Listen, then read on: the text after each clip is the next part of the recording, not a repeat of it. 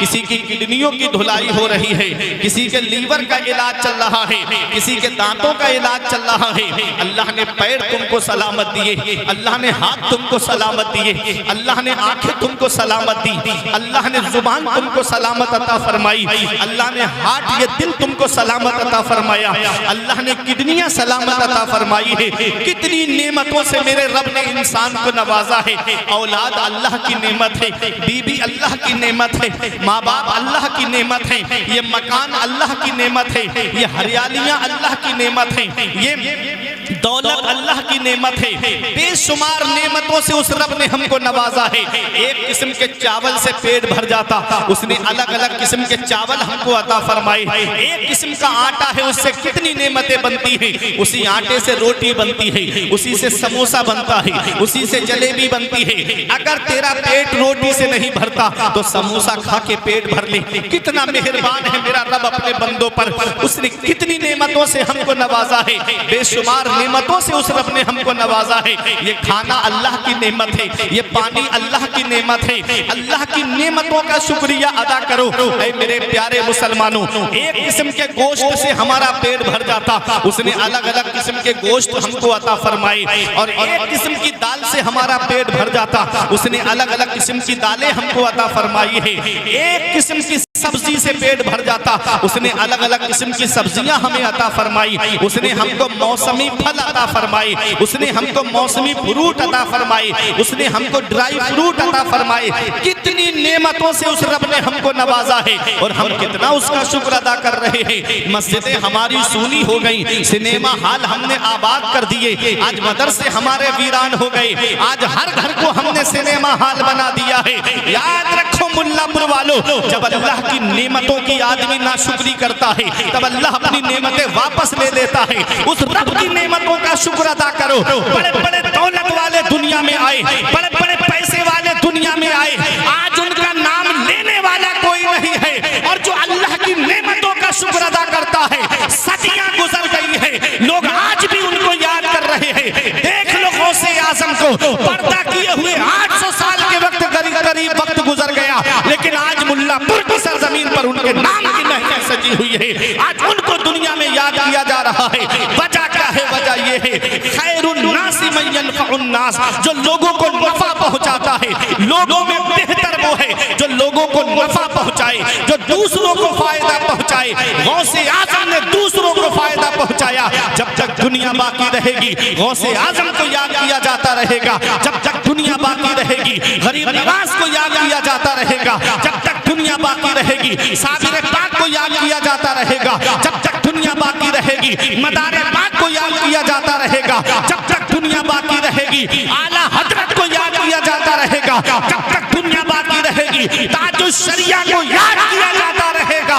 और ये पैगाम दिया जाता रहेगा कि ये नाज ये अंदाज हमारे नहीं होते, दामन में अगर टुकड़े तुम्हारे नहीं होते, बेदाम ही बिक जाइए बाजारे नबी में, इस शान के सौदे में खसारे नहीं होते। नारे तकबीर, नारे रिसालत, मसलके आला हजरत, मसलके आला हजरत मौलाना फुरकान रजा मंजरी। नारे तकबीर, नारे रिसालत। आज हम अपने रब की कितनी नेमतों का शुक्र अदा कर रहे हैं। बेशुमार नेमतों से उस रब ने हमको नवाजा, बेशुमार नेमतों से। ये थूक जो हमारे मुंह में बनता है ना, आदमी इसको मामूली समझता होगा। एक साहब मुझे मिले, बोले मौलाना कई लाख की दवा खा गया, मेरे मुंह में थूक नहीं बनता है। हमने कहा ये थूक से फायदा क्या है? कहते हैं ये थूक जो है ना, इसके अंदर एसिडिटी पाई जाती है, तेजाबियत पाई जाती है। जब इंसान खाना खाता है तो खाने के साथ मिलकर के थूक पेट में जाता है, जो खाने को गला देता है। कितनी बड़ी नेमत है ये थूक। आप सोचो फिर आंख कितनी बड़ी नेमत होगी। ये दिल हार्ट जो है ये कितनी बड़ी अल्लाह की नेमत है, जो बराबर हमारा दिल जो है काम कर रहा है। हल्की सी नस ब्लॉक हो जाए आदमी दुनिया से चला जाता है। कितनी नेमतों से उस रब ने हमको नवाजा। मौत का कोई भरोसा नहीं मेरे अजीजों, मौत का कोई पता नहीं कब आ जाए, किस जगह आ जाए, किस हाल में आ जाए। क्या तैयारी की हमने मरने के बाद की? कोई तैयारी है हमारी? आज जिस औलाद को मोबाइल चलाने से फुर्सत नहीं मिलती, वो क्या तुम्हारी कब्र पे जाके कुरान पढ़ेगी? आज जिस औलाद को व्हाट्सएप देखने से, फेसबुक चलाने से, इंस्टा पे रील बनाने से फुर्सत नहीं मिलती, वो क्या तुम्हारी कब्र पे जाके कुरान पढ़ेगी? या तो औलाद को इस हाल में छोड़कर जाओ कि औलाद को या तो आलिम बना के जाओ या हाफिज बना के जाओ, कि जब जब वो कुरान पढ़ेगी और दुआ करेगी रब्बना ग़फ़िरली वले वालिदैया वलिल मुमिनीना यौम यक़ूमुल हिसाब, अल्लाह मुझे बख्श दे, मेरे माँ बाप को बख्श दे, तमाम मोमिनीन को बख्श दे, वो दुआ जमीन के ऊपर करेगी, अल्लाह उसके माँ बाप को जमीन के नीचे बख्श देगा। या तो औलाद को इस हाल में छोड़कर जाओ, कभी दौलत पे घमंड आने लगे, कभी पैसे पे नाज होने लगे, कभी सेहत पे तकब्बुर आने लगे, कभी बच्चों की नौकरी पे घमंड होने लगे, तो एक चक्कर कब्रिस्तान का लगा लिया करो। वहां तुमसे ज्यादा दौलत वाले मिलेंगे, वहां तुमसे ज्यादा पैसे वाले मिलेंगे, वहां तुमसे ज्यादा सरमाए वाले मिलेंगे। वो जिनकी नाक पे कभी मक्खी नहीं बैठती थी, आज उनके जिस्म को मिट्टी ने गला सड़ा करके एक तरफ कर दिया, सारे रुतबे मिट्टी में मिल गए, घमंड मिट्टी में मिल गया, तकब्बुर मिट्टी में मिल गया। घमंड किस बात पे, तकब्बुर किस बात पे? मरने के बाद आदमी को कब्र के अंदर जाना है। उस काली कोठरी की क्या तैयारी की हमने? वो आज हमारे घर में लाइट चली जाए, अंधेरा हो जाए, हम डरने लगते हैं। बतकाज़ा बशरियत इंसान होने के नाते हमें डर लगता है अंधेरा हो जाए। तो सोचा है कब्र में तो काली कोठरी है, वहां रोशनी का क्या इंतजाम किया हमने?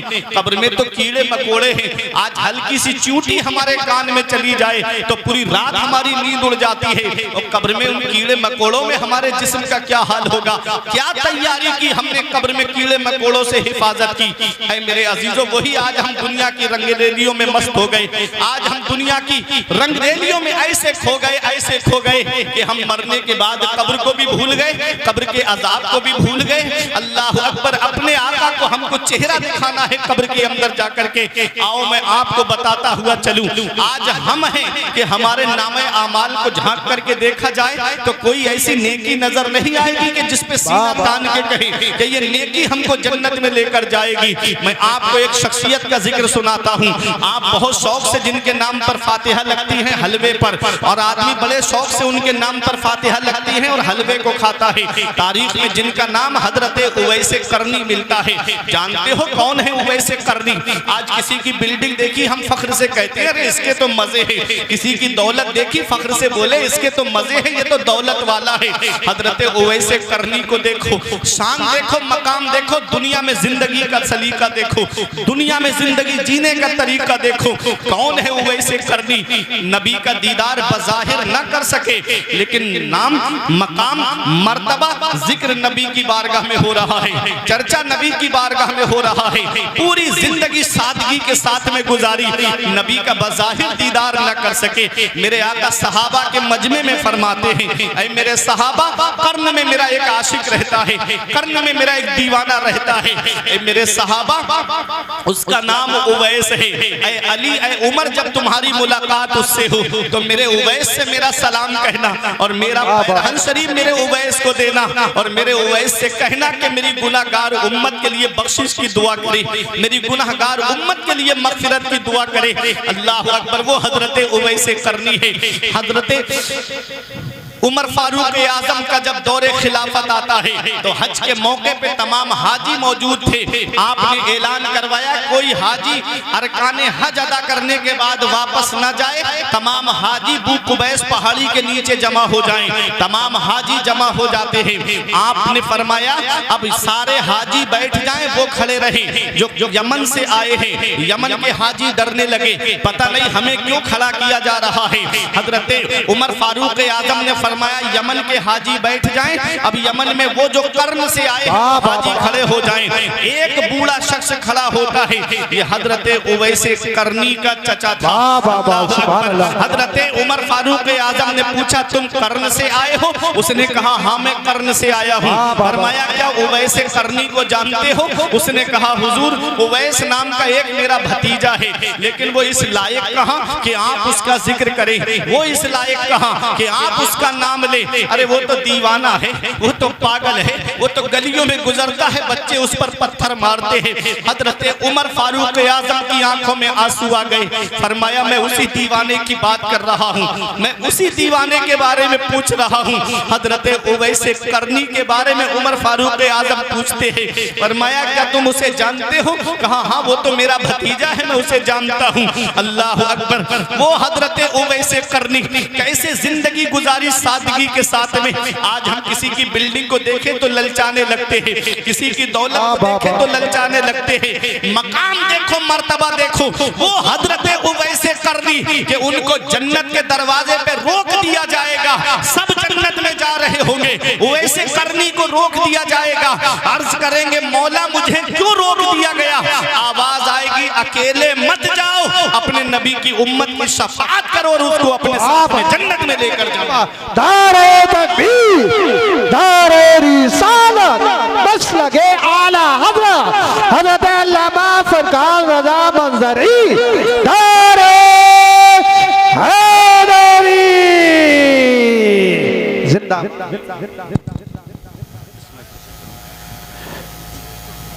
वो हजरत उवैसे करनी हाँ अल्लाह कैसे सादगी के साथ में जिंदगी गुजारी, कैसे सादगी के साथ में। वो हजरत उवैसे करनी कि जब गलियों से गुजरते तो बच्चे उन पर पत्थर मारते थे, तो उवैसे करनी कहते बच्चों मुझे मोटे मोटे पत्थरों से न मारा करो, जब तुम मुझे मोटे पत्थर मारते हो तो मेरे जिस्म से खून निकलता है जिससे मेरा वुजू टूट जाता है, मुझे छोटे छोटे पत्थरों से मारा करो ताकि खून निकले, मेरे जिस्म पे चोट तो लगे खून ना निकले ताकि मेरा वुजू सलामत रहे। अल्लाहु अकबर। वो हजरत उवैसे करनी। आज हमें भूख लगे तो हम खाना खाने के लिए ढाबों में जाते हैं, होटलों पे जाते हैं। आज हमें भूख लगे तो हम खाना खाने के लिए अपने घर पर आते हैं। उवैसे करनी को जब भूख लगती थी तो आप कहीं खाना खाने के लिए नहीं जाते बल्कि तालाब की तरफ आते थे जहां लोग सब्जियां बेचने वाले सब्जी धोते थे। तालाब में कुछ पत्ते पड़े रह जाते थे, उन पत्तों को खा करके हजरत उवैसे करनी अपने पेट की भूख मिटाते थे। मकाम देखो, जन्नत के दरवाजे पर रोक दिए जाएंगे उवैसे करनी। शान देखो, जिक्र नबी की बारगाह में हो रहा है। मेरे आका फरमाते हैं कुछ अल्लाह के बंदे ऐसे हैं जिनके बाल बिखरे होते हैं, लिबास फटा हुआ होता है, परागंदा हालत में होते हैं। लो अक़समा अलल्लाहि ला अबर्राहु, नबी फरमाते हैं अगर वो अल्लाह की कसम खा ले तो अल्लाह उनकी कसम को जरूर पूरा फरमा दे। उन्हीं में से हजरत उवैसे करनी है। कैसे सादगी से जिंदगी गुजारी, कैसे सादगी से जिंदगी। आज हजरत उवैसे करनी का मकाम और मर्तबा सुनते हुए चलिएगा। हमारे कपड़े फट जाएं, हम बजाज की दुकान पे जाते हैं, हमारा लिबास फट जाए तो हम नया कपड़ा खरीद के सिलवाते हैं। उवैसे करनी का जब कपड़ा फट जाता, लिबास फट जाता तो आप कूड़ा करकट, जहाँ गंदगी पड़ती थी कूड़ा करकट पे जाते, कोई पुराना कपड़ा वहाँ मिल जाता, उसे उठा के लाते, उसे धोते, पाक करते और उसका पेबंद अपने कपड़ों में लगा करके अपनी जिंदगी को गुजारते। मकाम देखो, मर्तबा देखो, जिक्र नबी की बारगाह में हो रहा है, चर्चा नबी की बारगाह में हो रहा है।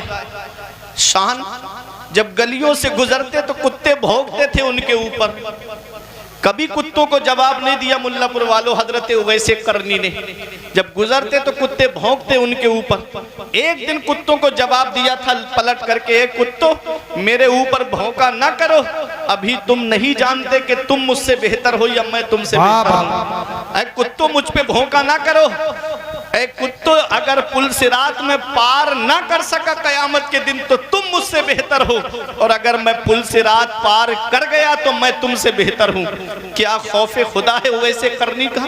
आज हम एक आंसू हमारी आंख से नहीं निकलता, हम जहन्नम का जिक्र सुने एक आंसू हमारी आंख से नहीं निकलता। आज कितने जनाजे कांधों पे रख के कब्रिस्तान हमने पहुंचा दिए, लेकिन एक आंसू हमारी आंख से नहीं निकलता। कितने लोगों को गुस्ल देते हुए हमने देखा, लेकिन एक आंसू हमारी आंख से नहीं निकलता। हम भूल गए कि एक दिन हमें भी 4 लोग उठा के कब्रिस्तान देकर जाएंगे। एक दिन हम भूल गए कि हमको भी दुनिया से जाना है, हमें भी गुस्ल दिया जाएगा। ये हम भूल गए कि जो हमारा कीमती लिबास जिसे कई शोरूम हम घूम करके खरीद करके लाए, वो हमारे बदन से उतर भी नहीं रहा है, कैंची से काट करके उतार करके फेंका जाएगा। ये हम भूल गए, अपनी आखिरत को भूल गए, हम मरने के बाद को भूल गए कि हमें कब्र के अंदर जवाब भी देना है। बस दुनिया में फंस गए, एक दूसरे का हक मारने में, एक दूसरे को सताने में। आज हमने अपनी जिंदगी का मशगला बना लिया है। ऐ मेरे अजीजों, ये दुनिया चंद दिन की है। हम सिर्फ बुजुर्गों के नाम सुनते हैं, वाकयात सुनते हैं, उनकी अदाओं को अपनाते नहीं, उनके बताए हुए तरीके पे नहीं चलते हैं। वो हजरत उवैस करनी कुत्तों से कहते हैं, ऐ कुत्तों मुझ पर भौंका ना करो, अभी तुम नहीं जानते कि मैं तुमसे बेहतर हूं या तुम मुझसे बेहतर हो। अगर कल मैं पुल सिरात पार ना कर सका तो तुम मुझसे बेहतर हो, और मैं पुल सिरात पार कर गया तो मैं तुमसे बेहतर हूं। ये हजरत उवैस करनी है। अल्लाह अकबर, मकाम देखो, मर्तबा देखो, जिक्र नबी की बारगाह में हो रहा है। एक सहाबी ने अर्ज किया, या रसूल अल्लाह, बिलाल हबशा से आ गए, सलमान फारस से आ गए, सुहैब रूम से आ गए, ये तो यमन करीब में है, ये आपकी बारगाह में क्यों नहीं आ पाए? तो नबी ने फरमाया, उनकी एक बूढ़ी माँ है, वो उसकी खिदमत में लगे रहते हैं। वैसे करनी की माँ थी, बूढ़ी माँ थी, लेकिन इश्क था, नबी से मोहब्बत थी, और ऐसी मोहब्बत थी मदीने वाले मुस्तफ़ा से कि आप रोते थे नबी को याद करके। आला हजरत अजीमुल बरकत फरमाते हैं, और रूह फिदा का फजिद हर का यकशोला दिगर बरजन इश्का, मुरा तन मन धन सब फूक दिया, ये जान भी प्यारे जला जाना। ऐसा इश्क था हजरत उवैस करनी को मदीने वाले मुस्तफ़ा से। मेरा इमाम उसकी तर्जुमानी करता है, जान है इसके मुस्तफ़ा रोज फुजू करे खुदा, जान है इसके मुस्तफ़ा रोज फुजू करे खुदा, जिसको हो दर्द का मजा नाज़े दवा उठाए। धारे रिसालत बस लगे आला हज़रत, इश्क मोहब्बत, इश्क मोहब्बत, प्यार मोहब्बत, प्यार मोहब्बत, उलमाए सुन्नत, सरजमीने मुल्ला खेड़ा, जिंदाबाद जिंदाबाद। जिसको हो दर्द का मजा नाज़े दवा उठाए क्यों, आका की मोहब्बत में रोते रहते थे। एक दिन अपनी माँ के पैर दबा रहे थे, माँ के पैर दबा रहे थे, खिदमत कर रहे थे। अल्लाह अकबर, माँ के पैर दबाने का भी एक अलग ही सवाब है, माँ के पैर दबाने का एक अलग ही इनाम मिलता है। एक बहुत बड़े मुहद्दिस गुजरे हैं जिनको हजरत अबू इसहाक कहते हैं, उनसे एक तालिबे इल्म ने कहा, हजरत रात मैंने एक ऐसा ख्वाब देखा है कि आपकी दाढ़ी शरीफ के अंदर हीरे जवाहिरात लगे हुए हैं। तो दूसरे ने कहा, हजरत मैंने भी ऐसा ही ख्वाब देखा है। तब आपने उनसे फरमाया बच्चों से कि ऐ बच्चों, रात में अपनी माँ के पैर दबा रहा था और मेरी दाढ़ी माँ के पैरों से बार बार टच हो रही थी। अरे ऐसी दाढ़ी जो माँ के पैरों से बार बार टच हो, उसमें हीरे जवाहिरात नहीं लगेंगे तो फिर और क्या लगेगा? तो ये माँ बाप की खिदमत है जिसका सिला अलग मिलता है, ये माँ बाप की खिदमत का इनाम है जिसका अलग ही इनाम मिलता है। आज इंसान माँ की खिदमत नहीं करता, आज बाप की खिदमत नहीं करता। कितने माँ बाप हैं जो घरों के अंदर आंसू बहा रहे हैं औलाद की वजह से। औलाद जवान हुई, 4 पैसे क्या कमाने लगी, उसने सोचा कि अब ये तो पैसे मैंने अपनी मेहनत से कमाए हैं, ये दौलत मैंने अपनी मेहनत से कमाई है, ये मकान मैंने अपनी मेहनत से बनाया है, ये जमीन मैंने अपने मेहनत के पैसे से खरीदी है। आओ मैं एक वाकया आपको सुनाता हूँ। मेरे आका की बारगाह में एक सहाबी आए और अर्ज करते हैं, या रसूल अल्लाह, मेरा बाप मेरा सारा माल खर्च करना चाहता है। मेरे आका हुजूर सल्लल्लाहु अलैहि वसल्लम ने उनके वालिद को बुलवाया, बुजुर्ग सहाबी थे, बूढ़े सहाबी थे, एक डंडे का सहारा लेकर के आका की बारगाह में आ रहे थे। जब उनको ये पता चला ना कि उनके बेटे ने उनकी शिकायत आका से की है, तो आंखों में आंसू आ गए। रास्ते रास्ते में दिल ही दिल में अरबी में अशार कहने लगे। अल्लाह अकबर। वो अरबी के अशार ऐसे थे, आका को बताया नहीं, बस दिल ही दिल में गुनगुनाते हुए आ रहे थे। जब आए आका की बारगाह में तो मेरे आका ने इरशाद फरमाया, जो तुमने रास्ते में अशार कहे हैं वो जरा मुझे सुनाओ। बताया नहीं, ये मेरे आका की शान है। मेरे आका तो दिलों के राज जानते हैं, मेरे आका तो दिलों के खतरात से वाकिफ हैं। आला हजरत पुकार के कहते हैं, और कोई गैब क्या तुमसे नेहा हो भला, और कोई गैब क्या तुमसे नेहा हो भला, जब ना खुदा ही छुपा तुम पे करोड़ों दुरूद बाबा। नारे तकबीर, नारे रिसालत, बस लगे आला हज़रत, उलमा अहले सुन्नत, बस्ती बस्ती करिया करिया, इल्म का दरिया, फैज़ का दरिया, कौन बने मेहमाने काबा, हज़रत अल्लामा फुरकान रज़ा मंज़री। नारे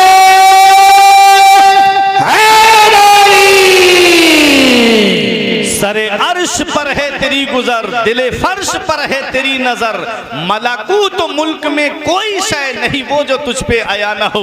ये तो मेरे आका की शान है, आका तो दिलों के राज जानते हैं। मेरे आका ने फरमाया, वो अशार सुनाओ, आप सुनोगे आपकी आंखों में आंसू आ जाएंगे। वो बुजुर्ग सहाबी ने जो अरबी में अशार कहे थे उसका तर्जमा मैं आपको सुना रहा हूँ, उसका मफहूम मैं आपको सुना रहा हूँ। वो सहाबी कहते हैं, जब मेरा बेटा इस दुनिया में आया था तो मैं इसकी पैदाइश पे खुश हुआ था, और मेरा जितना माल मेरा बेटा खर्च करता मैं कुछ नहीं कहता उससे।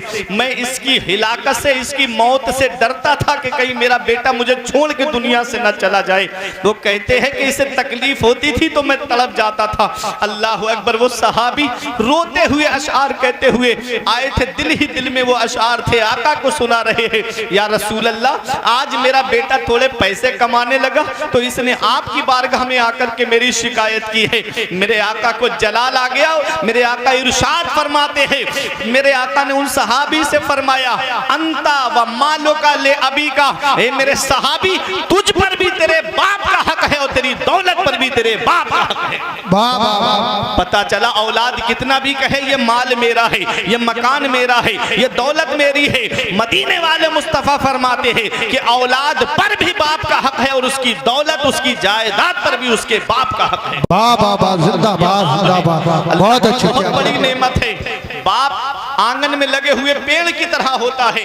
ऐ मुल्लापुर वालों और ऐ नौजवानों, कुर्बो जवार से आने वालों, बाप आंगन में लगे हुए पेड़ की तरह होता है। पेड़ देखा है आपने, दरख्त, जब शिद्दत की गर्मी पड़ती है, जब धूप पड़ती है, आदमी पेड़ के नीचे कुर्सी डाल के बैठे आराम मिल जाता है, पेड़ के नीचे बैठे उसे सुकून मिल जाता है। हमारे बुजुर्गों ने फरमाया, बाप आंगन में लगे हुए पेड़ की तरह होता है। जिस दिन ये पेड़ आंगन से उखड़ गया उस दिन धूप भी परेशान करेगी, गरम गरम लू के थपेड़े भी परेशान करेंगे। बाप आंगन में लगे हुए पेड़ की तरह होता है और बाप ऐसा साया होता है अपनी औलाद के ऊपर। बाप कुछ ना करे, सिर्फ चारपाई पे बैठा रहे, औलाद को सहारा है कि मेरे बाप का मेरे ऊपर हाथ रखा है, मेरे वालिद का साया मेरे ऊपर है। और जिस दिन वो साया सर से उड़ जाता है उस दिन आदमी चिराग लेके भी ढूंढेगा तो बाप जैसा प्यार करने वाली शख्सियत नहीं मिलेगी, माँ जैसी मोहब्बत करने वाली शख्सियत नहीं मिलेगी। बाप की नाकदरी आज नौजवान कर रहा है, माँ की खिदमत नहीं कर रहा है आज का नौजवान। याद रखना, बाप अल्लाह की कितनी बड़ी नेमत है। ये उनसे पूछो जिनके बेटे बाहर कमाने के लिए गए हैं, बाप को नींद नहीं आती जब तक बेटे से बात करके ये नहीं पूछता कि मेरे लाल तूने खाना खाया कि नहीं खाया है। माँ है कि बार बार फोन करके पूछती, मेरे लाल तेरी तबीयत कैसी है। अगर बेटा बाहर बीमार पड़ जाए तो माँ इधर तड़पने लगती है कि मुझे खाना अच्छा नहीं लगता, पता नहीं मेरे बेटे की तबीयत कैसी है। ये माँ है माँ और ये बाप है। इसका पता तब चलता है जब ये साए हमारे सर से उड़ जाते हैं। जिस दिन माँ बाप की चारपाई घर से उड़ गई, चिराग लेके भी ढूंढोगे तो माँ जैसा प्यार करने वाली शख्सियत नहीं मिलेगी, बाप जैसा प्यार करने वाली शख्सियत नहीं मिलेगी। इस वक्त के बारे में तो सोचा भी न था। बेटों से बुढ़ापे में हुई खत्म रसाई, घर बार तो बांट लिए शौक से फुरकान, हिस्से में किसी के मगर माँ नहीं आई। वक्त ठुकरा देगा एक दिन मेरी सारी ये कुर्बानियां, दामने उम्मीद में फकत नाकामियां रह जाएंगी। शादियों के बाद बेटे तो अलग हो जाएंगे, बाप के हाथों में फकत पैसा साखिया रह जाएगी। आका के वसीले से कभी तो नमाज से औलाद माँ ने मांगी थी बंदा नवाज से। अरे अब्बा की आंख का जो चश्मा ना ला सके, मैयत पे आ रहे हैं हवाई जहाज से। बाबा नारे तकबीर, नारे तकबीर, नारे रिसालत, बस लगे आला हजरत अल्लामा फरकान रज़ा मंजरी जिंदाबाद। नारे तकबीर, नारे तकबीर, नारे रिसालत, बस लगे आला हजरत शायर इस्लाम अहमदुल फत्ताह, शायर इस्लाम अहमदुल फत्ताह। नारे तकबीर, नारे रिसालत, बस लगे आला हजरत सरजमीने बरेली शरीफ मुल्ला खेड़ा जिंदाबाद।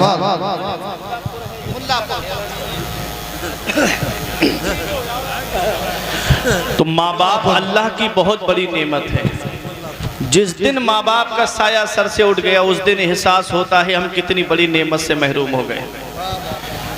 ऐ नौजवानों, कभी माँ बाप की बद्दुआएं लेने का सबब मत बनना, उनकी दुआएं लेने का सबब बनना। मेरे आका हुजूर सल्लल्लाहु अलैहि वसल्लम इरशाद फरमाते हैं, 3 लोगों की दुआएं कभी रद्द नहीं होती। 3 लोगों की दुआएं कभी रद्द नहीं होती। वो जब भी दुआ करते हैं अल्लाह उनकी दुआ को कबूल फरमाता है। वो 3 कौन है? मेरे आका फरमाते हैं, मुसाफिर की दुआ रद्द नहीं होती। मुसाफिर जो सफर की हालत में है वो दुआ करे तो अल्लाह ताला उसकी दुआ को कबूल फरमाता है। मेरे आका फरमाते हैं, मजलूम की दुआ कभी रद्द नहीं होती। मजलूम जिसको सताया जाए, जिस पे जुल्म किया जाए, सताने से बचना, किसी पे जुल्म मत करना। मौलाना रूम फरमाते हैं, मजलूम का अल्लाह के दरमियान कोई पर्दा नहीं है। हम दुआ करेंगे, हमारी दुआ बाबे इजाबत पे जाएगी, कब कबूल होगी? मजलूम की एक आह एक जहान को बर्बाद कर देती है।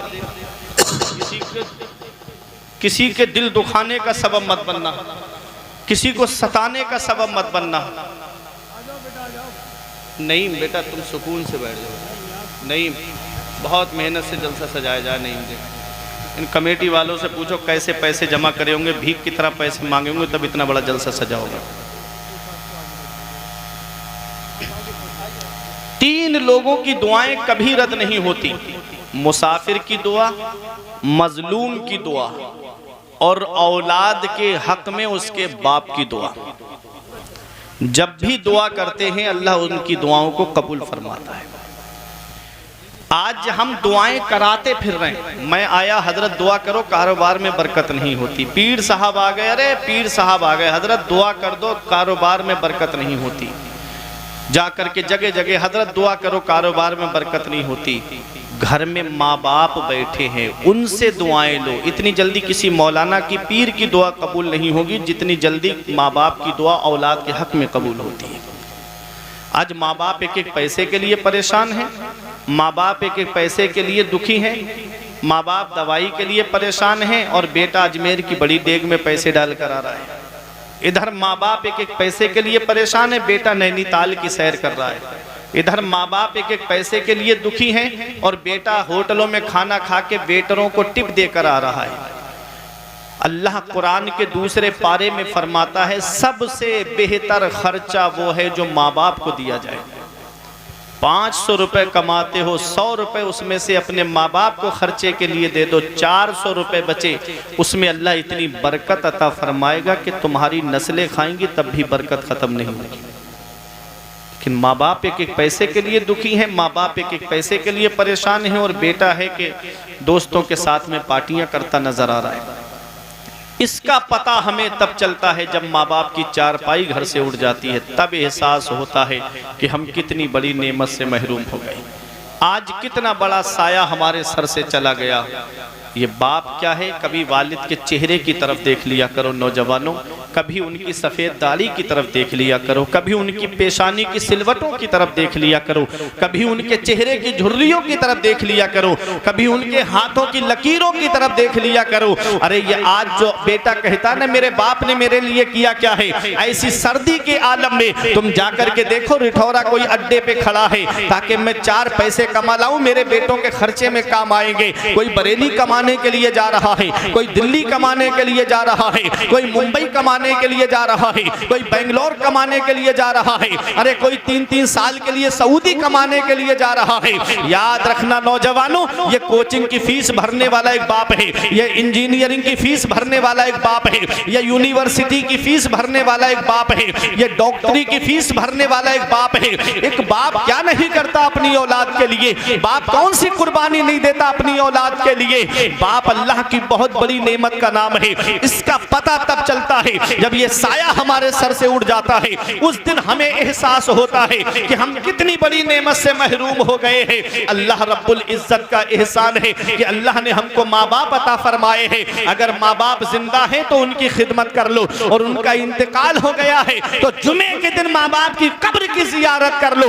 नबी फरमाते हैं जुमे के दिन जो माँ बाप की कब्र की जियारत कर ले, ऐसा बेटा फरमा बरदारों में लिखा जाता है, ऐसा बेटा माँ बाप के साथ में हुस्ने सुलूक करने वालों में लिखा जाता है। वाह वाह वाह, जिंदाबाद। तो ये माँ बाप है, इसका पता हमें तब चलता है जब ये साए हमारे सर से उड़ जाते हैं। अब शबे बारात आ रही है ना, अब आप फेसबुक देखेंगे, इंस्टा को देखेंगे और व्हाट्सएप को देखेंगे तो वो माफीनामे चलने वाले हैं। कुछ दिन में आप देखेंगे माफीनामे चालू हो जाएंगे कि मुझसे कोई गलती हो गई हो तो माफ कर देना, मुझसे कोई खता हो गई हो तो माफ कर देना, मुझसे कोई गलती हो गई हो तो माफ कर देना। इधर बाप नाराज बैठा है, इधर भाई नाराज बैठा है, इधर बहनें नाराज बैठी है, इधर माँ नाराज बैठी है, इधर चचा ताऊ से झगड़ा करके नाराज बैठा हुआ है। याद रखना, और माफी कहाँ मांगी जा रही है? फेसबुक पर। नाराज कहाँ है? घर के अंदर परिवार वाले। माफी इंटरनेट पे मांगी जा रही है, माफी फेसबुक पे मांगी जा रही है, माफी व्हाट्सएप पे मांगी जा रही है। वो जो तुमको पहचानते तक नहीं उनसे माफी मांग रहे हो, जो तुमको जानते तक नहीं उनसे माफी मांग रहे हो, अरे जो तुमको जानते तक नहीं है उनसे माफी मांग रहे हो। माफी अपने वालिद से आकर के मांगो, माफी अपनी माँ से आकर के मांगो, माफी अपने भाई बहनों से आकर के मांगो, अपने चचा ताऊ से आकर के मांगो। जिनके दिल को तुमने दुखाया है वो तुमको माफ करेंगे, अल्लाह तुमको माफ फरमाएगा, वो तुमको माफ करेंगे, मेरा रब तुमको माफ फरमाएगा। याद रखना प्यारे मुसलमानों, माँ बाप अल्लाह की बहुत बड़ी नेमत है, इनको कभी नाराज मत करना, कभी इनको सताने का सबब मत बनना। मौलाना रूम फरमाते हैं पहली मोहब्बत है माँ बाप की जो दुनिया में बदला मांगती है। अगर तुमने अपने माँ बाप के साथ भलाई की तो तुम्हारी औलाद तुम्हारे साथ भलाई करेगी, और अगर तुमने अपने माँ बाप के साथ भलाई नहीं की तो बुढ़ापे में ये उम्मीद लगा के मत बैठना कि तेरी औलाद तेरा सहारा बन जाएगी। इसलिए किसी को सताने का सबब मत बनना, किसी का दिल तोड़ने का सबब मत बनना। मौलाना रूम फरमाते अज हजार काबा यक दिल बेहतरस, दिल बदस्त आबुर के हज्जे अकबरस। किसी मुसलमान का दिल रख लेना ये हज्जे अकबर है, बड़ा वाला हज है। अल्लाह हज्जे अकबर का सवाब अता फरमाए। सुभान अल्लाह, सुभान अल्लाह। नारे तकबीर, नारे रिसालत, बस लगे आला हज़रत, अज़मते वालिदैन, जिंदाबाद जिंदाबाद। अपनी आखिरत की तैयारी करो, नेक अमल करके दुनिया से जाओ, मुत्तकी बन के दुनिया से जाओ, परहेजगार बन के दुनिया से जाओ। वला तज़िरु वाज़िरतुन विज़रा उख़रा, क़यामत में कोई जान किसी जान का बोझ नहीं उठाएगी। सबको अपना अपना हिसाब देना है, सबको अपना अपना जवाब देना है।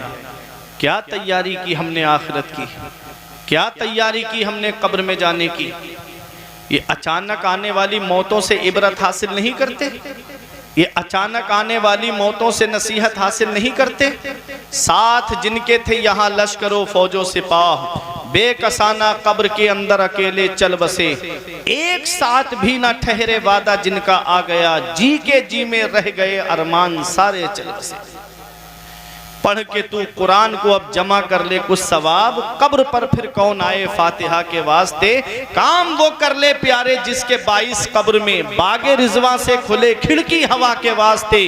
काम दोजक के किए जन्नत का है उम्मीदवार, कसरे जन्नत तो बना है पारसा के वास्ते।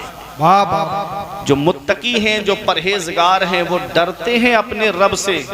उनके दिल में खौफे खुदा है कि हम अपने रब के सामने खड़े कैसे होंगे, हम जवाब कैसे देंगे। और एक हम हैं कि हमारी आंख से एक आंसू नहीं निकलता। अजाब कब्र को सुने, हंसी मजाक। कब्रिस्तानों में आदमी जुआ खेल रहा है, कोई मैच खेल रहा है, कोई वहाँ पर जा कर के हंसी मजाक कर रहा है, कोई मोबाइल चला रहा है। कब्रिस्तान जो इबरत की जगह है, जहाँ से हमारे बुजुर्ग गुजरते थे तो रोते थे खड़े होके, आंखों से आंसू निकलते, दाढ़ी भीग जाती, आंसू जमीन पे गिरने लगते, खड़े होके इतना रोते। मौला अली शेरे खुदा गुजरते तो खड़े होके रोने लगते। पूछने वाले पूछते आप इतना रोते हो? तो कहते हैं ये कब्र दुनिया की मंजिलों में आखिरी मंजिल है और आखिरत की मंजिलों में सबसे पहली मंजिल है। कब्र के सवालों के जवाब में पास हो गया तो आगे आसानियां हैं और फंस गया तो आगे बड़ी मुश्किलें हैं। ये वो हैं जो दुनिया में जिन्हें जन्नती होने की खुशखबरी और बशारत मिली है। एक हम हैं कि हमारी आंख से एक आंसू नहीं निकलता। हाथों से तूने अपने दफनाए कितने मुर्दे, आंखों से तूने अपनी कितने जनाजे देखे, इस बात को ना भूलो सबका यही हशर है। दुनिया के ए मुसाफिर मंजिल तेरी कब्र है। अपनी कब्र की तैयारी करो, अपनी आखिरत की तैयारी करो। मैंने नौजवानों को दुनिया से जाते देखा, मैंने बच्चों को दुनिया से जाते देखा, मैंने बूढ़ों को दुनिया से जाते हुए देखा। याद रख हर आन आखिर मौत है, बंतु मत अनजान आखिर मौत है। मरते जाते हैं हजारों आदमी, आकिलो नादान आखिर मौत है। बारहा इल्मी तुझे समझा चुके, मान या मत मान आखिर मौत है। आज हम अल्लाह की नेमतों का शुक्रिया अदा नहीं कर रहे, अपनी ज़ात के बारे में गौर व फिक्र नहीं कर रहे। आज हम दुनिया की आग में अपनी उंगली को नहीं डाल सकते तो जहन्नम की आग जो काली है, जो इतनी सख्त है, तो बताओ उस आग में जलना कैसे बर्दाश्त कर पाएंगे। आज किसी के मकान में आग लग जाए और बेटा अंदर हो तो वो पूरी कोशिश करेगा, पूरी जान लगा देगा अपने बेटे को बचाने के लिए कि मैं बेटे को जलने नहीं दूंगा। आज दुनिया की आग के लिए आप इतना परेशान हो जाते हो, कभी जहन्नम की आग के बारे में भी सोचा है? वहां जलता हुआ बेटे को कैसे बर्दाश्त करोगे? ये मोबाइल क्या है, रात में क्या करता है मोबाइल? सिर्फ दो काम है मोबाइल के। एक काम ये है कि या तो खुशी की खबर देगा या गम की खबर देगा। ये दो काम तो है। रात में फोन अगर आएगा मोबाइल पे तो या तो खुशी की खबर होगी या गम की खबर होगी। आदमी कितना भी जागा हुआ हो और सो जाए रात में आराम से और मोबाइल की टून बज जाए, घंटी बज जाए, तो आदमी की आंख खुल जाती है, उठ के बैठ जाता है। हमने कहा क्यों उठ गए? कहा मोबाइल की घंटी ने उठा दिया। ये मोबाइल की घंटी की आवाज सुनकर आदमी की आंख खुल जाती है। फजर में अजान की आवाज सुनकर की आंख क्यों नहीं खुलती? फजर में अजान की आवाज सुनकर के आंख क्यों नहीं खुलती? अल्लाह अकबर। अभी कुछ दिन पहले मैं बहराइच शरीफ प्रोग्राम में गया था, 12वीं शरीफ के मौके पर। वहाँ इंटरनेट बंद हो गया था। 3 दिन में उधरी इलाके में रहा तो इंटरनेट बंद था। तब मैंने वहाँ के लोगों की दीवानगी देखी थी। शराबस्ती बराबर में ज़िला है, बहराइच ज़िले का इंटरनेट बंद था लेकिन शराबस्ती का चालू था। तो लोग बहराइच से शराबस्ती जाकर के इंटरनेट वहाँ पर जाकर के चला रहे थे। कोई व्हाट्सएप चेक कर रहा था, कोई फेसबुक चेक कर रहा था, कोई यूट्यूब पे खबरें देखने का आदी है तो खबरें देख रहा था। ये इंटरनेट बंद हो गया तो आदमी परेशान हो गया। अब जरा सोचो, एक दिन हमारी जिंदगी का अलार्म बंद हो जाएगा, कभी हमने सोचा? नेट बंद हो गया तो चालू हो जाएगा, लेकिन जब दुनिया से चले गए तो वापसी का चांस नहीं। अल्लाह के एक वली का वाकया सुनो, तकरीर ख़त्म करने जा रहा हूँ। हजरत बहलूल दाना का नाम आपने सुना होगा, एक अल्लाह के वली गुजरे। आप कब्रिस्तान में बैठे थे, बादशाह गुजर के जा रहा था। उसने कहा बाबा कभी महल की तरफ भी आ जाया करो, कभी बस्ती की तरफ भी आ जाया करो, देखो शहर कैसा आबाद है। तो हजरत बहलूल दाना ने कहा शहर वाले खुद यहाँ पर आ रहे हैं, मैं शहर आकर के क्या करूँगा? ये कब्रिस्तान है। एक दिन बादशाह गुजर के जा रहा था, अपने हाथी पे बैठा था पूरे फोर्स के साथ में। क्या देखा कि रोड पूरा जाम है। बादशाह बोला क्या मामला है, रोड जाम क्यों है? कहा एक दीवाना है, बीच रोड पे खड़ा है और दोनों हाथों में उसके पत्थर है। कभी इधर पत्थर उठाता है, कभी इधर वालों को पत्थर उठाता है। बादशाह उतरा और जाकर के देखा तो हजरत बहलूल दाना थे। तो बादशाह जाके कहता है बाबा क्या मामला है? कहा कि इन लोगों की मैं उससे सुलह करा रहा हूं, लोगों की, बंदों की अल्लाह से सुलह करा रहा हूं। तो बादशाह बोला सुलह हो गई? तो बहलूल दाना बोले कि वो तो मान रहा है लेकिन ये लोग नहीं मान रहे हैं। वो कह रहा है मैं सुलह कर लूंगा, इनसे कहो कि 5 वक्त की नमाज पढ़ें। वो कह रहा है मैं सुलह कर लूंगा, इनसे कहो कि ये झूठ बोलना छोड़ दें। वो कह रहा है कि मैं सुलह कर लूंगा, इनसे कहो कि ये हमेशा सच बोले। वो कह रहा है इनसे कहो कि मैं सुलह कर लूंगा, ये हलाल खाएं। वो कह रहा है कि मैं सुलह कर लूंगा, इनसे कहो कि ये किसी को सताए नहीं। बहलूल दाना ये कह रहे हैं कि वो तो मान रहा है मगर ये लोग नहीं मान रहे हैं। बादशाह गुजर के चला गया। 1 हफ्ते के बाद बादशाह ने क्या देखा कि वही कब्रिस्तान में बुजुर्ग हैं हजरत बहलूल दाना, और दोनों हाथ में पत्थर है, कभी इधर खींचे कभी उधर खींचे। तो बादशाह बोला बाबा अब क्या कर रहे हो? तो हजरत बहलूल दाना कहते जगह बदली है, मैंने अपना काम नहीं बदला है, अब भी सुलह ही करा रहा हूं। कहा अब सुलह कैसी?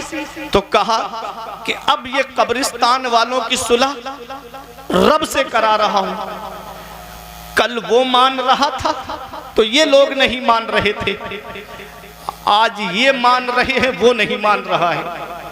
मरने के बाद कोई चांस नहीं मेरे अजीजों, मौत से पहले ही तौबा कर लो, दुनिया से जाने से पहले तौबा कर लो।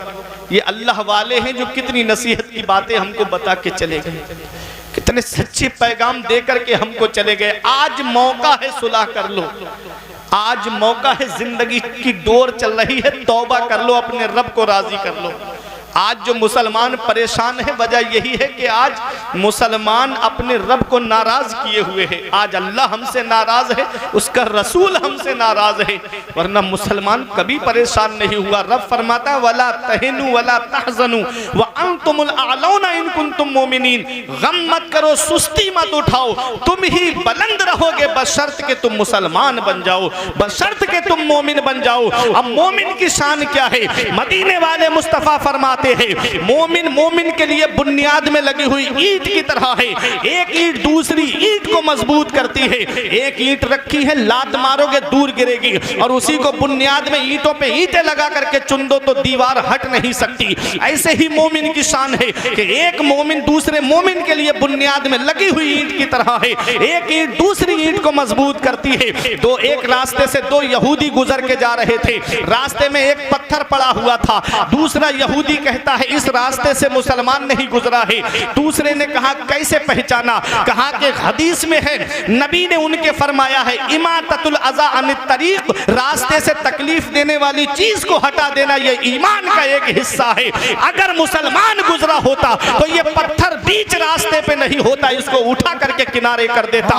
ये मुसलमान की शान थी। आज मुसलमान मुसलमान के लिए खेतों में कांटे लगा रहा है, आज मुसलमान मुसलमान के लिए रास्ते में कांटे लगा रहा है, आज मुसलमान मुसलमान के लिए रास्ते बंद कर रहा है, आज मुसलमान मुसलमान को सताने का सबब बना हुआ है। बस थोड़े से पैसे मिल जाए, थोड़ा सा रुपया मिल जाए, रास्ता तभी दूंगा जब मुझे पैसे दोगे, पैसा दोगे तभी मैं तुमको रास्ता दूंगा। उस रास्ते पे कांटे लगा दिए गए। ये मुसलमान की शान है, ये तो मुसलमान की शान नहीं है। मुसलमान उसे कहते हैं इमाततुल अज़ा अनित तरीक, मुसलमान वो है जो रास्ते से तकलीफ देने वाली चीज को हटा दे, क्योंकि रास्ते से तकलीफ देने वाली चीज को हटाना ये ईमान का एक हिस्सा है। आज हम ईमान का हिस्सा अपनाने के लिए तैयार नहीं है। अल्लाह अकबर, आज हम दिल दुखाने का सबब बन रहे हैं, आज हम दिल तोड़ने का सबब बन रहे हैं। और आज जश्न गौसुल वरा से एक पैगाम दिल की तख्ती पर लिख करके ले जाओ, किसी का दिल दुखाने का सबब मत बनना, बल्कि दिल जोड़ने का सबब बनना। अगर कोई इंसान किसी को पैसे देगा तो कितने दिन तक वो पैसे चल जाएंगे? अगर कोई किसी को रुपया देगा तो कितने दिन तक वो रुपया खा लोगे? एक दिन वो पैसा खर्च हो जाएगा। किसी के दिल दुखाने का सबब मत बनना। आज ब्याह शादी का मौका आए तो हमारे यहाँ के हालात बदलते चले जाते हैं। अल्लाह ने नेमत की शक्ल में एक बेटा दिया था, अल्लाह का शुक्र अदा करते, मौला किसी के घर में चिराग जलाने वाला नहीं है, तूने मेरे घर में चिराग जलाने वाला तो दिया है, अल्लाह का शुक्र अदा करते। लेकिन जब उसकी शादी का नंबर आया तो किस्म किस्म की खुराफात जहन में आने लगी। मेरा एक ही तो बेटा है, इसकी शादी बड़े धूमधाम से करूंगा, इसकी शादी इतनी आसानी से नहीं करूंगा। करबला को मेरे पड़ोस में बुलेट मिली है, मुझे 4 व्हीलर चाहिए। ये किस्म किस्म की लंबी लंबी डिमांडों के दरवाजे खोल दिए। याद रखना मैं एक बात बता रहा हूँ। एक साहब मुझे मिले, बोले मौलाना मेरे बेटे को जहेज में बाइक चाहिए। मैंने कहा परेशान मत हो, मांगी हुई बाइक पे बैठना है। बोला हाँ। मैंने कहा चल मेरे साथ मस्जिद में 1 जुमा 2 जुमा 3 जुमा तकरीर करूंगा। अल्लाह ने वो हुनर दिया है, 3 जुमों में इतना पैसा इकट्ठा कर दूंगा, तुम मस्जिद के दरवाजे पे रुमाल बिछा के बैठ जाना, इतना पैसा इकट्ठा कर दूंगा कि तेरे लिए 1 बाइक आ जाएगी, 1 मोटरसाइकिल आ जाएगी। आंखें चढ़ा के मुझसे कहता है मौलाना क्या मुझे भिखारी समझ रखा है? हमने कहा रे नादान, भिखारी सिर्फ उसे नहीं कहते जो गली गली मांगता हुआ फिरे, भिखारी सिर्फ उसे नहीं कहते जो कटोरा लेकर के दरवाजे दरवाजे मांगता हुआ फिरे, भिखारी सिर्फ उसे नहीं कहते जो झोली फैला करके दुकान दुकान मांगता हुआ फिरे। ऐ मुल्लापुर वालों, भिखारी उसे भी कहते हैं जो जहेज की लिस्ट बना के ससुराल के दरवाजे पे मांगता है। नारे तकबीर, नारे तकबीर, नारे रिसालत, बस लगे आला हज़रत, उलमाए अहले सुन्नत, बस्ती बस्ती करिया करिया, इल्म का दरिया, फैज़ का दरिया, हज़रत अल्लामा फुरकान रज़ा मंज़री, सरज़मीने मुल्लापुर बरेली शरीफ।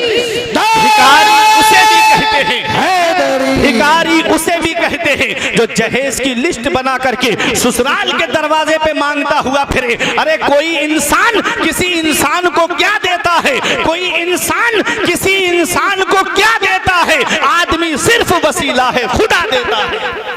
आदमी सिर्फ वसीला है, खुदा देता है। किसी के देने से पूरा नहीं होता। अगर 3-4 लाख रुपए मिल भी जाएंगे तो कितने दिन तक घर का खर्चा चला लोगे? मैंने कार्ड का सामान दीमक को खाते हुए देखा, मैंने गाड़ियां डैमेज होते हुए देखी, मैंने जहेज के सामान को मिटते हुए देखा है। नबी की हदीस पाक पर अमल करो। नबी फरमाते हैं तुनकहुल मरअतु ले अरबईन ले मालिहा व ले हसबिहा व ले जमालिहा व ले दीनिहा फज़फर बिज़ातिद दीन। नबी फरमाते हैं जब निकाह किया जाता है तो औरत की 4 चीजें देखी जाती हैं। या तो लड़की का माल देखकर निकाह किया जाता है, या लड़की का खानदान देखकर निकाह किया जाता है, या लड़की की खूबसूरती को देखकर निकाह किया जाता है, या उसकी दीनदारी को देखकर निकाह किया जाता है। क्या पैगाम दिया हमारे नबी ने?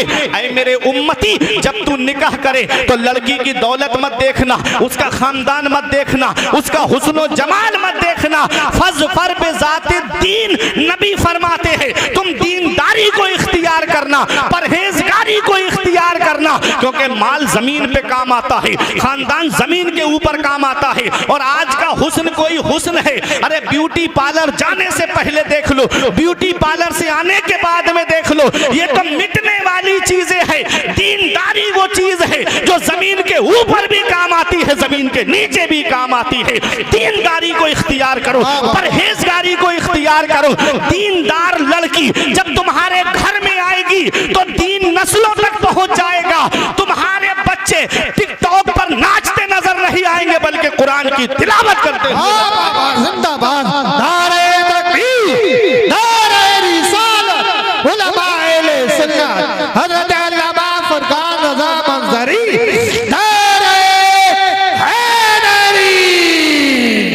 अब आप कहोगे मौलाना कोई दलील है तुम्हारे पास में कि माँ का असर बेटे पे पड़ता है, माँ का असर बच्चे पे पड़ता है? तो सुनो, मैं आपको बताता हुआ चलूं। जब औरत उम्मीद से होती है तो डॉक्टर कहता है ज्यादा से ज्यादा फल खाओ ताकि बच्चा तंदुरुस्त पैदा हो, ज्यादा से ज्यादा जूस पियो ताकि बच्चा ताकतवर पैदा हो, ज्यादा से ज्यादा दूध पियो ताकि बच्चे की सेहत तंदुरुस्त हो। अब माँ दूध पिए तब बच्चे पर असर पड़े, माँ फल खाए तो बच्चे पे असर पड़े, माँ अगर फल जूस पिए तो बच्चे पर असर पड़े। अरे जब ये चीजें खाए तब बच्चे पे असर पड़ता है। जब माँ नमाज पढ़ेगी तो बच्चे पे असर क्यों नहीं होगा? जब माँ कुरान पढ़ेगी तो बच्चे पे असर क्यों नहीं होगा? देख लो तारीख उठा करके, अरे जब माँ कुरान पढ़ने वाली फातिमा होती है तो बेटा नेज़े पे चढ़ के कुरान सुनाने वाला हुसैन होता है। नारे तकबीर, नारे रिसालत, उलमाए अहले सुन्नत, जिंदाबाद जिंदाबाद। जब माँ कुरान पढ़ने वाली फातिमा होती है तो बेटा बेटा नेज़े पे चढ़ के कुरान सुनाने वाला हुसैन होता है, माँ जब उम्मुल खैर फातिमा होती है तो बेटा बगदाद का गौसे आजम होता है, माँ जब माह नूर बीबी होती है तो बेटा अजमेर का गरीब नवाज होता है, माँ जब साबिरा होती है तो बेटा अलाउद्दीन अली अहमद साबिर होता है, माँ जब ताहिरा होती है तो बेटा बाबा फरीदुद्दीन गंजे शकर होता है, अरे माँ जब नेक होती है तो बेटा मुजद्दिद आजम होता है, माँ जब नेक होती है तो बेटा हुज्जतुल इस्लाम होता है, माँ जब नेक होती है तो बेटा मुफ्ती आजम होता है। अब तमाम लोगों की तवज्जो, एक भाई भी खामोश नहीं रहेगा। अरे बाप वो है जो मुफस्सिरे कुरान है और माँ वो है जो अपने जेवर देकर मंजरे इस्लाम के मुदर्रिसों की तनख्वाह अदा कर दे, तो उसके शिकम से जो बेटा दुनिया में आया उसी बेटे को दुनिया ताज्जुल शरिया के नाम से जानती है। जिंदाबाद जिंदाबाद, बहुत अच्छे, क्या बात है, जिंदाबाद।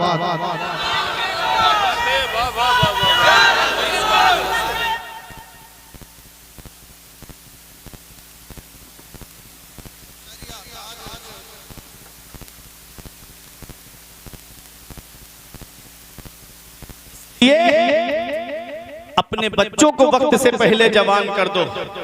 हीरो हीरोइन का किरदार देकर नहीं, फिल्मी एक्टरों का किरदार देकर नहीं, जवान करना है तो बगदाद के गौसे आजम का किरदार देकर जवान करो। हुजूर रेहाने मिल्लत ने बरेली शरीफ से पैगाम दिया था, जमाना खफा है तो क्या गम है इसका, जमाने को ठोकर लगाए चला जा, जमाना ही एक दिन तेरे साथ होगा, तू आका को अपने मनाए।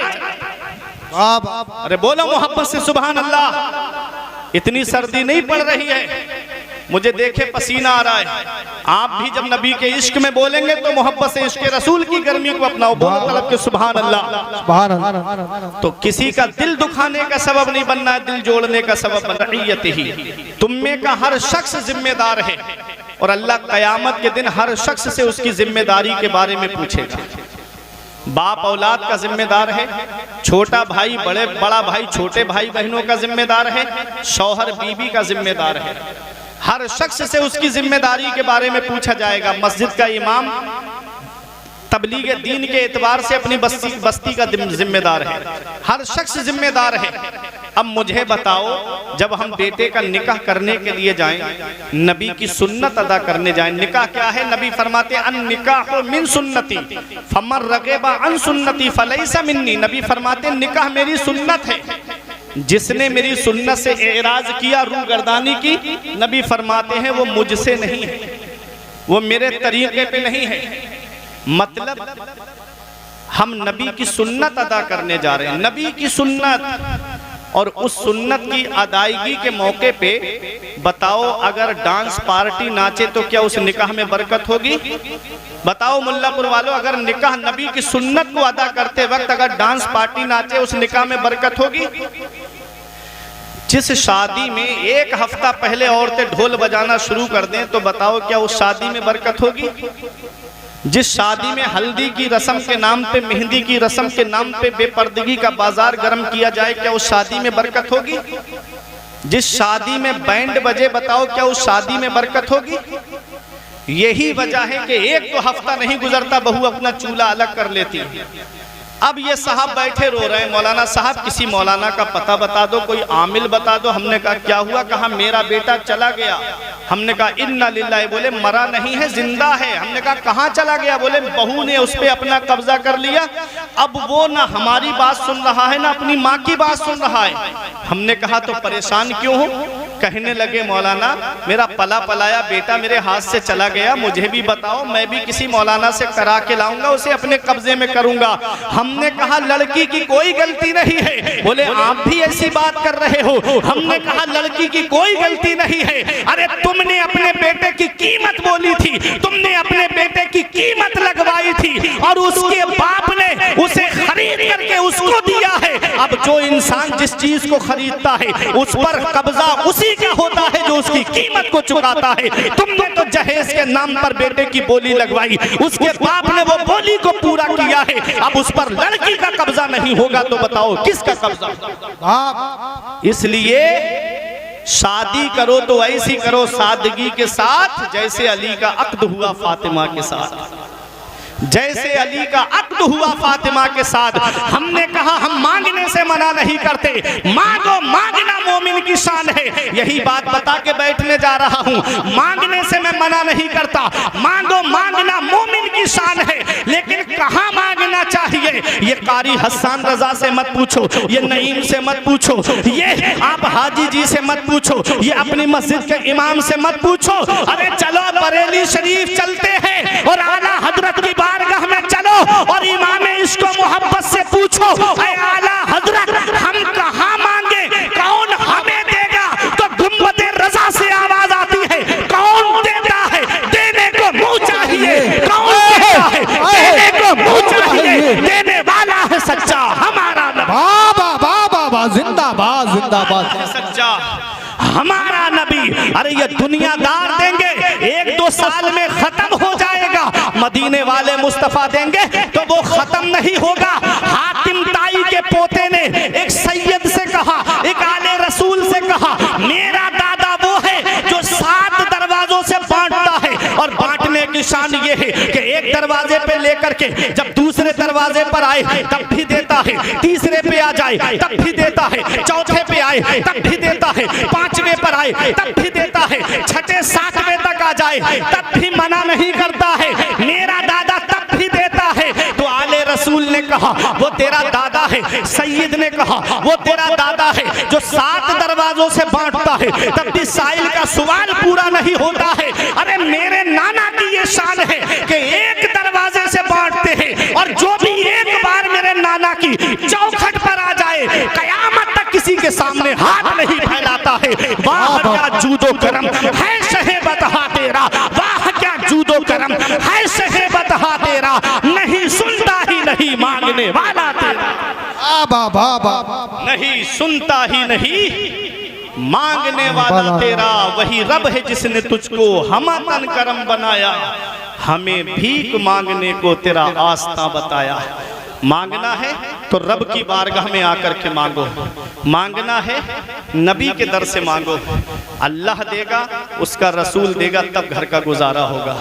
किसी के सामने हाथ मत फैलाना, जहेज की लंबी लंबी डिमांडों के नाम पे किसी के सामने झुकना नहीं, बस कहना मेरा रब जो मुझे देगा वो मेरे लिए काफी है, और जो किस्मत में आपके पास आपके लिए है वो आपके पास आएगा। मौला अली शेर खुदा फरमाते हैं, किस्मत का रिज्क इंसान को ऐसे तलाश करता है जैसे मरने वाले को मौत तलाश करती है। तो जो आपकी किस्मत में है वो आपको मिलेगा। किसी के सामने झुकना नहीं, हाथ नहीं फैलाना, ये पैगाम है आज के जलसे से मेरा आपके लिए। और जब शादी करने जाओ तो अपने बच्चों की शादी में शैतान को शामिल मत करना। ये डांस पार्टियां, ये बैंड बाजे थोड़ी देर का मजा है, उसके बाद वो सन्नाटा है, वो खामोशी है, पैसा भी खर्च हो गया, तकलीफ भी, गम भी। अल्लाह और उसके रसूल के जिक्र से शुरुआत करोगे तो शादी में भी बरकत होगी, घर में भी बरकत होगी, आने वाली नस्ल में भी बरकत होगी। वफी अनफुसिकुम अफला तुबसिरून, अपनी जात के बारे में गौर व फिक्र नहीं करते, और जब निकाह करने के लिए जाओ तो गरीबों की बेटियों को अपनाया करो। वो तो किस्मत वाले हैं कि जिन्हें खिदमत खल्क का मौका मिल जाता है, वो नसीब वाले हैं कि जिन्हें खिदमत करने का मौका मिल जाता है। मदीने वाले मुस्तफ़ा फरमाते हैं, खैरुन्नास मन यनफउन्नास, लोगों में सबसे बेहतर वो है जो लोगों को फायदा पहुंचाए, जो लोगों को नफा पहुंचाए।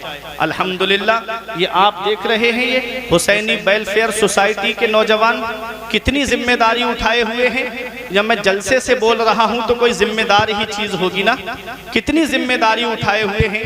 कहीं गरीब बेटियों के जब शादी का मामला आता है तो ये खामोशी के साथ में उसके जहेज का पूरा इंतजाम कर देते हैं। चंद लोग मिलकर के पूरा जहेज का इंतजाम करते हैं। अल्हम्दुलिल्लाह ईद के बाद 5 लड़कियों की शादी की जिम्मेदारी उठाए हुए हैं। तो हमको क्या चाहिए, हम एक मुसलमान है ना, ईमान वाले हैं ना, हमको चाहिए था कि जब एक मुसलमान भाई आगे बढ़ रहा है तो हमको उस मुसलमान की सपोर्ट करना चाहिए, ना कि उसकी टांग खींचना चाहिए। हम ईमान वाले, हमारे बुजुर्गों ने यही काम किया था कि अगर कोई दीन का काम करता था तो वो उसकी मदद करते थे, उसको पीछे नहीं खींचते थे। अफसोस होता है कि शराब की दुकान खोले तो कोई नहीं कहेगा कि ये गलत हुआ, कोई जुए का अड्डा खोले तो कोई नहीं कहेगा कि ये गलत हुआ। अभी मदरसा खुल जाए बस्ती में, कहेंगे क्या जरूरत थी, मस्जिद में पढ़ तो रहे थे बच्चे। अभी अगर यहाँ पर कोई दीन का काम होने लगे, 4 आदमी मुसलमानों में खड़े हो जाएंगे, क्या जरूरत थी यहाँ पर। अपने बच्चों को दीनी तालीम सिखाओ, इतना इल्म सिखाओ अपने बच्चों को कि वो जहेज मांगे नहीं बल्कि अपनी तरफ से दूसरों की मदद करते हुए नजर आए। अपनी बच्चियों को भी तालीम सिखाओ, दीनी तालीम सिखाओ, अपनी बच्चियों को भी इल्म से आरास्ता व पैरास्ता करो। तलबुल इल्मी फरीदतुन अला कुल्लि मुस्लिम व मुस्लिमा, इल्म दीन हासिल करना हर मुसलमान मर्द औरत पे फर्ज है। तो अपनी बच्चियों का, जो लड़कियों का मदरसा हो वहाँ अपनी बच्चियों को भेजो, दीनी तालीम हासिल कराओ। लड़कों का मदरसा हो वहाँ अपने बच्चों को कुरान व हदीस की तालीम सिखाओ। आज 85% मुसलमान तालीम याफ्ता नहीं है। रोना इसी बात का रोया जा रहा है, कहते हैं कि ये मुसलमान परेशान बहुत है, सताया बहुत जा रहा है। अभी गुजरो मुसलमानों की बस्ती से तो मोबाइल चलाते मिलेंगे, गैर मुस्लिमों की बस्ती से गुजरो उनके बच्चे पढ़ते हुए मिलेंगे। ये हमारे बच्चे हैं कि मोबाइल में मस्त हैं। अरे तालीम होगी तुम्हारे पास तब ना कामयाब होगे, एजुकेशन होगा तुम्हारे पास तब ना कामयाब होगे, शिक्षा होगी तुम्हारे पास तब ना कामयाब होगे। पैगंबर इस्लाम ने जब मक्के शरीफ में नबूवत का ऐलान किया था तो सिर्फ 17 लोग लिखना पढ़ना जानते थे, और जब आका मक्के से मदीना हिजरत करके तशरीफ लाए, 23 साल की इस कलील मुद्दत में मदीने वाले मुस्तफ़ा ने 1.25 लाख सहाबाए किराम के हाथ में कलम और उनको तालीम से आरास्ता और पैरास्ता कर दिया था। मौला अली शेरे खुदा के दौर तक न मर्दों में कोई मर्द अनपढ़ था, न औरतों में कोई औरत अनपढ़ थी। जिसे देखो वो अपने वक्त का फकीह और अपने वक्त का मुहद्दिस। ये तालीम का दौर गुजरा है हमारा। आज हम तालीम से दूर हुए इसलिए परेशान हुए, शिक्षा से दूर हुए इसलिए परेशान हुए।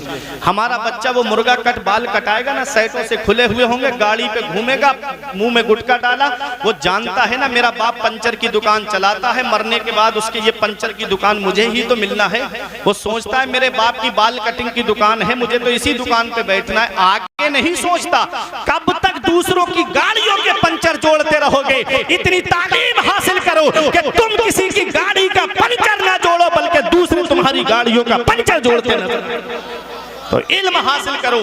महरेरा शरीफ से आवाज उठी थी, हुजूर नजीब मिल्लत की आधी रोटी खाइए, बच्चों को पढ़ाइए, बच्चों के पास तालीम होगी। हुजूर नजीब मिल्लत ने फरमाया जलसे हल्के कर दो, मदरसे मजबूत कर दो। जब मदरसे मजबूत होंगे तब ना तुमको आलिम मिलेंगे, जब मदरसे मजबूत होंगे तब ना मुसल्ले पे इमाम मिलेंगे, जब मदरसे मजबूत होंगे तब ना तुमको कौम के लिए रहनुमाई करने वाले आलिम मिलेंगे, और जब मदरसे ही कमजोर हो जाएंगे तो आलिम तुमको कहां से मिलेंगे। इसलिए मदरसे मजबूत करो, जलसे हल्के करो, मदरसे मजबूत करो, दीन को फरोग दो, तालीम को फरोग दो, अपने बच्चों को पढ़ाओ, अपने बच्चों को तालीम सिखाओ। सरकार गौसे आजम के नाम पे इस महफिल को सजाते हो ना, गौसे आजम ने 18 साल कस्बा जीलान में तालीम हासिल की, फिर बगदाद गए इल्म हासिल करने के बाद, और पढ़ने के बाद 40 साल मदरसे में बैठ के पढ़ाया गौसे आजम ने। हर साल आपके मदरसे से 3000 तालिब इल्म, आलिम, फाजिल, मुफ्ती बन के निकलते थे।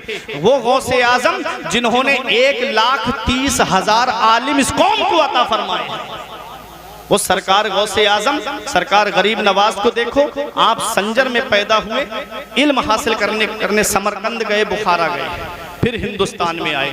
हमारे बुजुर्गों ने पहले इल्म हासिल किया, तालीम हासिल की, फिर उसके बाद अल्लाह ने वो मकाम उनको अता फरमाए हैं कि जब तक दुनिया बाकी रहेगी आज लोग उनका जिक्र करते रहेंगे, उनको याद करते रहेंगे। तो तालीम अपने बच्चों को सिखाओ, इल्म अपने बच्चों को सिखाओ। और ये जो हुसैनी वेलफेयर सोसाइटी के नौजवान हैं, ये कमेटी जो है यहाँ के नौजवान जुड़े हुए हैं अल्हम्दुलिल्लाह। कभी मौका आए तो आप भी इनके कदम से कदम मिला करके खड़े हो जाना, इनके साथ में चलना। किसी एक बेटी का घर अगर आपके पैसे से बस गया और उसने सच्चे दिल से दुआ दे दी तो अल्लाह ताला तुम्हारे घर में इतनी बरकतें अता फरमाएगा कि नस्लें खाएंगी तब भी वो बरकत खत्म नहीं होगी। ये जिंदगी सवारिए दिलशाद कीजिए, लम्हात जिंदगी के ना बर्बाद कीजिए। जब मकसद हयात इबादत खुदा की है, पढ़िए नमाज, मस्जिदें आबाद कीजिए। सभी के सामने एक दिन जरूर आता है, ये हुस्न फानी है लेकिन गुरूर आता है। किसी क्रीम से पाउडर से कुछ नहीं होता, नमाज पढ़ने से चेहरे पे नूर आता है। परवरदिगार आलम की बारगाह में दुआ है, मेरे कुछ अर्ज करने में सबकत लिसानी की वजह से या बतकाज़ा बशरियत कोई गलती हो गई हो तो मौला मुझे माफ़ फरमाए। अस्तगफिरुल्लाह रब्बी मिन कुल्लि ज़ंबिन व अतूबु इलैह। कलमा तैयब पढ़ने ला इलाहा इल्लल्लाहु मुहम्मदुर रसूलुल्लाह सल्लल्लाहु अलैहि वसल्लम। रही कली तो फूल खिलेंगे, जिंदगी बाकी रही तो फिर मिलेंगे। अस्सलामु अलैकुम व रहमतुल्लाहि व बरकातुहू। इस कमेटी से हसन भाई भी जुड़े हुए हैं अल्हम्दुलिल्लाह।